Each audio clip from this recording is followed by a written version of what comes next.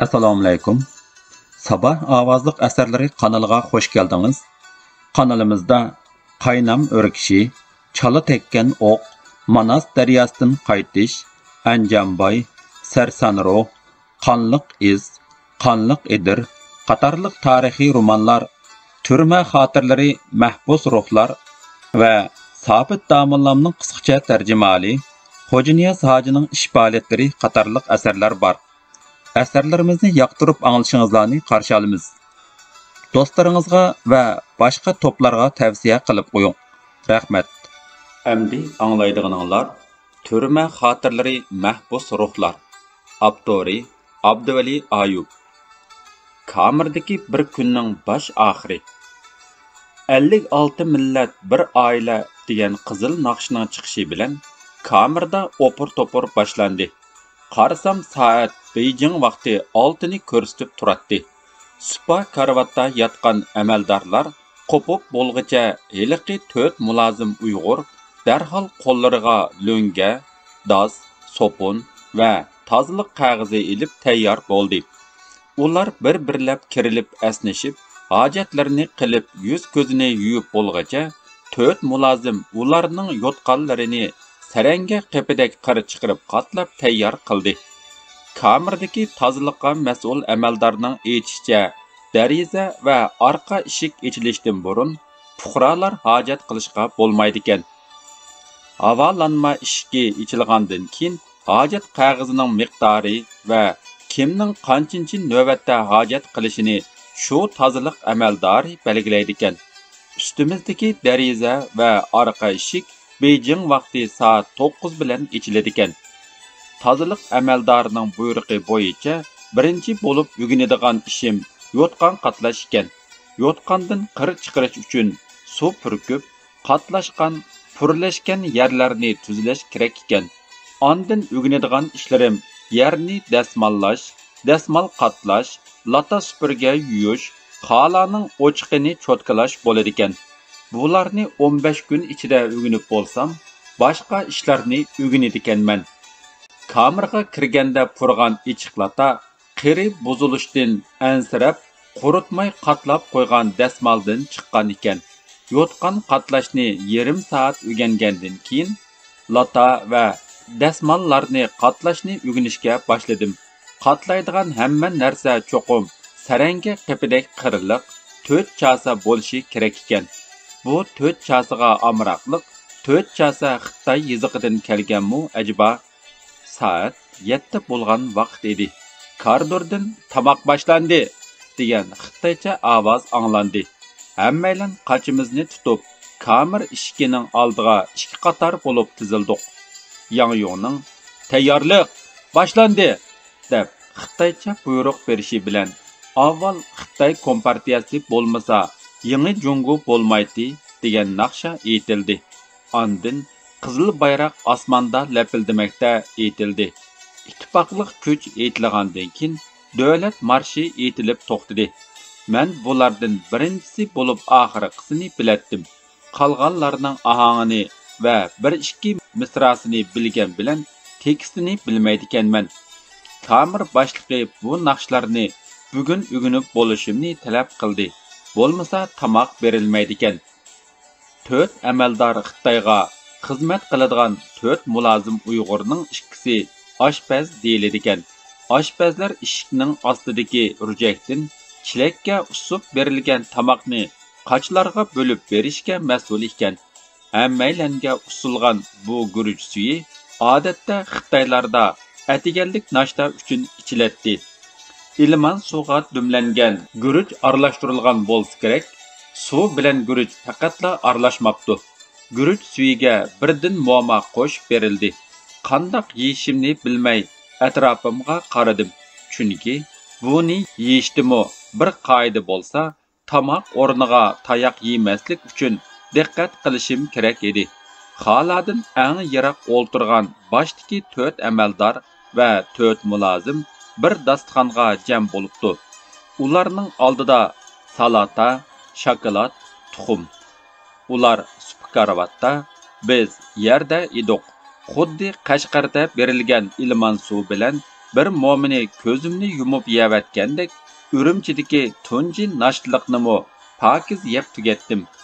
Men tutilgan kundan boshlab beshimga nima kun kelsin, hammaga chidashga va yegili bo'lgan yemaklikning hammani yeb saq turishga bel bog'lagan edim. Nashtidan keyin soat 8 bilan yana pagahda ikki qator bo'lib tizilib sanoq sanadik. Bu qitim sanoqni bir gundupay eshikning oldida turib o'tkazib oldi. Ondan doktor kelib, hammaylanga bir oq tabletni qarab turib yutqizibatdi. Kamir boshlig'i hammaylanga qamalg'uvchilar qoidasini tanglab varqiratib yodlatdi. Yodlayolmaganlar kechda qo'sh navbatda turdiganga buyurildi. Qo'sh navbat degani kechilik navbatchilikni 4 soat qiladi deganlik edi. Nima uchunki qamalg'uvchilar qoidasi 2 edi. Biri bizning advokat chaqirish, tuqqanlar bilan ko'rishish, urf-odatimiz bo'yicha yashash qatorliq huquqlarimiz yozilgan bo'lib, jami 37 moddalik edi va tamg'a o'rnatilgan edi. Yana biri bir varaq karton qog'ozga yozilgan bo'lib, uningda so'roqqa moslashish, bir-birimizni pash qilish, namoz o'qimaslik, Uyg'urcha so'zlamaslik qatorliq majburiyatlarimiz askartilgan edi. U faqat 11 moddalik bo'lib, buyruq va jazodan bo'lak bir narsa yo'q edi. Qaraganda, birini sirtdan tekshirgili kelganlarga tashviqot uchun yodlasak, yana birini amal qilish uchun yodlaydigan o'xshaymiz. Ammo mahbuslar bilsin, bilmasin, ikkilisini xitoycha yodlash kerak edi. Soat 8:30 bo'lganda boshqa mahbuslar karvatga chiqib, badashqan qurib uzun 3 qurib bo'lib o'ltirishdi. 3 yangi mahbus bir qator bo'lib, pagahda o'ltirdik. Ko'zimiz cho'qim oldimizdagi kishining gajgisiga tikilishi kerak edi. Dastlabda kechicha navbatda turganlar navbatchilikdan doklad berdi. Xitoycha bilmaydiganlar uchun bu bir zulm edi. Chunki doklad cho'qim xitoycha berilishi shart edi. Ondan hammaylan boshdan boshlab jinoyatlarimizni varqirab yodlashga boshladik. Bu xitoycha bo'lishi kerak edi. Shu chaqda doklad tarbiyachi Gundupayni seliqlashtirib, tarbiyachi degan ma'noda shundoq ataydiq.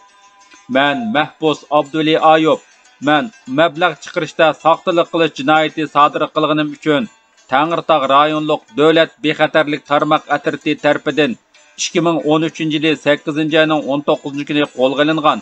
Men so'roqqa aktiv moslashib, jinoyatimga iqror bo'lib, sheriklarimni to'liq fosh qilib, kengchilikka erishishga tirishiman deb yodlagan edim. Bu tekstni Kamirdagi kotib men kirgan oqshimi yozib bergan edi. Bundaq tekstni kotib har bir yangi kirgan mahbusga ayrim-ayrim yozib beradi ekan. Buni 3 kun ichida yodlab bo'lish shart ekan. Bo'lmasa, yo samsi yeydigan, yo cham yeydigan, yoki ilanguch uchidigan jazoning beri beriladi ekan. Men shu oqshimila yodlab bo'ldim. Badashqan qurib 2 qo'limni tizimga qo'yib, oldimdagi mahbusning gadiniga qarab, tikkida qetib o'ltirdim. Birdam o'ltirib bo'lgacha, ballarim qetib, putlarim ko'yishib ketdi. Koridordagi soatni kamerning eshigidagi rujakdan ko'rgili bo'ladi. Soatning tillari meni masxara qilgandek, titildoshlarimga parvo qilmagandek, ajoyib asta midirlamoqda edi. So'rasam, soat 11:20gacha mushunda qetib o'ltirdikanmiz. Texi amdi 8:30 bo'lgan edi. Birar mahbus midrab bo'lgacha, "Qo'ngni qisib o'ltiramsan yoki biz bir narsa patrop qo'yaylimi?" degan xitoycha sert ovozni anglab, tishimni tishlab tik o'ltirishga tirishdim. Qetib o'ltirolmay midirlab qolganlarni kamir ishikining yenidagi yangratqudan ashunda haqoratlab turadi. Kamirdagi 4 boshliq xalgancha tushib harakat qiladi. Xitoycha qo'lda yozilgan 11 moddalik kamir qoidasida hamma odamning kunda 8 soatlik diqqatda o'ltirish, kunda o'tiladigan darslarni astoydil anglash kerakligi talab qilingan edi. Dars boshlanishdan burun televizorda bu darslarning mazmuni rasmlik tonishtirildi. Dars oldin unga elib tayyorlangan bo'lib, Her bir mazmun almashqanda ekranda shu mazmunga aloqador sizilgan karton rasmlar to'xtamay aylanib chiqib turadi. Qaraganda, bundan keyin kunlarim televizordan chiqayotgan zamonaviy madaniyat tashviqoti, Millatlar Ittifoqi tashviqoti, qonun tashviqoti, Shinjondagi millatlar, din, tarixi va vatanparvarlik tashviqotini anglashga majburlanib o'tadigandek qiladi. Oldi bilan bir erning ovozida Shinjongning azaldan vatanimizning ayrilmas bir qismi ekanligi, uning Xan sulolasidan boshlab Xitoy territoriyasiga qaytilganligi, shundan boshlab Xitoylarning Shinjongda yashab kelganligi, Uyg'urlarning 840-yildan keyin Mo'ng'ul egizligidan ko'chib kelganligi, 1949-yili Shinjongning tinch yo'l bilan ozod qilinganligi so'zlandi. Qaraganda, bu Shinjong tarixiy darsi bo'lsa kerak. Anglab o'ltirib xiyolga ketdim. Turklar Anatoliya yarim orolini Sharqiy Rim imperiyasining qo'lidan 11-asrlarda tortib olgan. U zamin qadimda Hititlarning edi. Ammo Turk tarixiy darsligida Turkiyani azaldan turklarning demaydi. Inglizlar Amerika, Kanada, Yangi Zelandiya, Avstraliyalarni besib olib davlat qurishdi. Lekin ularning tarixchilari u zaminlarni azaldan bizning edi demaydi. Xitoyning orda tarixchilari nima uchun shulardek bu yerni biz besib olgan? Bu yer asli yerlik xalqlarning edi deyilmaydi. Biz besib olgan desa, mushu atrofimda o'ltirgan Uyg'urlar yo'q deb isyon qilarmidi? 1000 yildan ortiq ma'rif an'anasiga ega bo'lgan tilimiz cheklansa, qo'zg'ilib ketmagan Uyg'urlar, Xitoy tarixchilari biz bu yerni besib olgan desa, o'ltirolmay qolarmidi? Tuyuqsiz Farhod Tursunning menga bek ta'sir qilgan Tarim daryosi degan she'r esimga keldi. Xuddi tarim suyidek biz mushu yerda boshlangan, mushu yerda tugaymiz. Biz hech yerdan kelmagan, hech yerga bormaymiz. Agar Xudo yaratgan bo'lsa insonni, bizni Xudo mushu yerga yaratgan. Agar odam o'zgargan bo'lsa maymundan, biz o'zgargan mushu yerlik maymundan. Televizor ekranida Jiang Qianning atalmış g'arbiy yurtqa elchi bo'lib kelganlik ko'rinishi chiqib turadi. Bu rasmda Jiang Qianning ot ustida hakavirlarcha g'adiyib turgan holati, g'arbiy yurtliklarning uning etini yetilab, egilab manganligi, kishilar ta'zim bilan qo'llarida uzum, anarlar bilan uni qarshi ilishga chiqqanligi sezilgan edi. Jiang Qian haqidagi tashviqot rasmda yerlik ayollar tumoqliq, yog'liqliq, erlar saqolliq, uzun chopon va sallilik sezilgan edi. Jiang Qian vatanimizga kelganda hech kim musulmon emas edi. Ayollarning yog'liq ortib, erlarning salla yo'gishimi mumkin emas edi. Esimga Xitoy tilida Uyg'urlarning 100 yil burun sallalik musulmonlar deyilganligi keldi. Xitoy bu zaminda 1000 yil burun Uyg'ur yo'q edi degan bilan tashviqotida o'zi Uyg'ur emas da'vatgan 1000 yil burunqi kishilarni bugungi Uyg'ur siyaqida sizgan edi. Bu rasmdan qaraganda kommunist Xitoy hukmronlar va ularga yollanganlarning nazarida bu zaminning egalari doim sirtdan bostirib kelganlarni qabul qiladi, kutib oladi, mulozimat qiladi. Atalmış zamonaviy madaniyat tashviqoti boshlanib, bir Uyg'ur ayolning Kompartiya biz Uyg'ur ayollarni erlarning zulmidan, feodal pomishchiklarning zulmidan va feodal diniy kuchlarning zulmidan ozod qildi degan ovozi anglandi.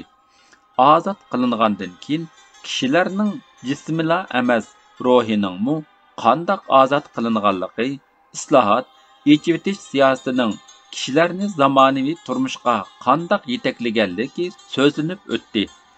Shu an xiyolim ayolim va qizlarimga ketdi. Ayolim boyning qizi edi. U boylarning zulmiga uchrab boqmadi. Men butun iqtidorim bilan tirishdim. Ayolim bilan yaxshi yashashga intilib keldik. Ammo uningga zulm qilmadim deyolmayman. Bo'libmi uning bugun 2 balam bilan bir oilaning yukini yolg'iz zimmasiga olgani uningga zulm bo'ldi. Ana tilni qo'g'dayman, ana til yaslasi quraman, momam bovamdan qolgan madaniyatni davomlashtiraman degan mening qarorim, mening tanlashim edi. Men bu tanlashning badalini qanchalik o'tsam bo'ladi va bu tanlashlar uchun qanchalik qurbonlik bersam o'zimning sho'ri. Ammo bu sabablik ayolimning ersiz, bolalarimning dadasiz qilishi ular uchun adolatsizlik bo'ladi. Chunki bu ularning tanlashi emas edi. O'ltirib, esimga 6 oylik qolgan qizimning bilaklariga tayinib maydisini ko'targan holati keldi. U men tutilgan kuni bulmoq yugizayotganda onasiga emas, to'xtamay menga qarab kulib, erkilib ketgan edi. Acaba uning ko'ngli to'ygan bo'lg'aymidi? Bu uning meni uzatgani bo'lg'aymidi? Qizim menga oxirgi qitim go'zal bir xotira qoldirish uchun shuni qilganmidi? Ko'zlarimdan taramlab to'kilayotgan yoshni surtishga petinolmadim. Kamerda yig'lashga bo'lmaydiganligi kamer qoidasida yodlatilgan edi. Kameradan kuzatib turgan Gundupay sizib qolsa, jazoga qilishim cho'qim edi. Xiyolimdan qizlarimni yiroq qilishga tirishib, o'zimni kamerdagi ishlarni o'ylashga majburlab baqdim. Jazolar ichidagi cham yeyish degan gapni tushunmagan edim. Agar bu gap Xitoyda umumlashgan jazolash usulining biri bo'lgan oyoqning chami bilan kasaga urishni ko'rsatsa, bu bir tayini yo'q jazo bo'lib chiqadi. Bu yerda hammaylarning putiga bir tutash qora latkash kiyish shart edi. Bu kashning chami nepiz bo'lib, mangsa yerdagi samolyotning mudur cho'qurlarigacha bilinadi. Bu cham bilan kasaga birer yuzni urmasa, amaldorlar puxadan chiqmay qoladi. Soat 12 bilan tushlik tamoqqa buyruq chiqdi. Atiganki nashliq uchun aytilgan naqsha va tamoq o'chirti yana takrorlandi. Tamoq deganimiz yana shu atiganki sho'guruch bilan mo'ma. Tushda 1,5 soat uxlab yotganlarni harbiycha qatlab bo'lgandan keyin soat 2 bilan yana dars boshlandi. Tushdan keyingi dars vatanga, partiyaga va shi raisga minnatdorlikni mazmun qilib boshlandi. 3 ga bo'lingan minnatdorlik bizda yetilmagan emish. Bu 3 ga minnatdorlik naqshi qilib o'qilmasa, unlik aytilmasa, nashtida guruchning suyi va chalib chiqqan mo'ma, tushlik yesvilak sho'rpisi, kashlik qizilmush doritilgan baranga sho'rpisi berilmaydi. Kashda uxlashga ruxsat qilinmaydi. Kunda bir qitim hojat qilishmi yo'qqa chiqadi. Eng tas kelgini hojatdan qisish bo'ldi. Xitoy madaniyatini tan ilish haqida dars boshlandi. Yana xiyolga ketdim. Xitoy mahbuslar amaldor, buyruqchi, nazoratchi. Uyg'urlar yantayoq, ijrochi, tarjimon. Xitoylar supa karvatda uxlaydi. Atiganda sut, shokolad, qiyomlar bilan nashta qiladi. Uyg'ur darsda ko'tini daq yerga choplab, qetib o'ltirsa, Xitoy qo'pib uni buni yeydi. Xitoy sirtda o'zlarini qandoq xo'jayin his qilsa, kamerdimi xo'jayinlik kibridan tushmaydi. Xitoylar xohlagancha o'z tilida kasildisa gap yo'q. Uyg'urcha so'zlasa jazo.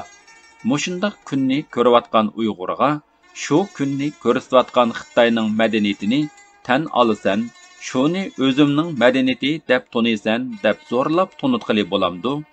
Koridordagi soat 7 ni ko'rsatganda televizordan bir muzika chiqishi bilan mahbuslarga darsdan tushdik degan buyruq berildi.